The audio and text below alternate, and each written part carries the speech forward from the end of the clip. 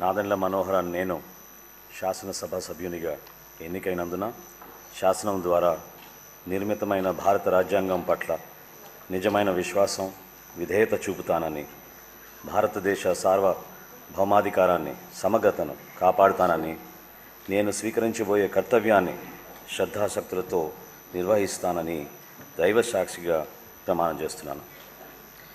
ఆంధ్రప్రదేశ్ శాసనసభ సభ్యుడినైన నాదెండ్ల మనోహర్ నేను సభ నియమాలకు కట్టుబడి ఉంటానని, వాటిని అనుసరిస్తానని, సభ మర్యాదలను పాటిస్తానని, సంప్రదాయాలను గౌరవిస్తానని దైవ సాక్షిగా ప్రమాణం చేస్తున్నాను.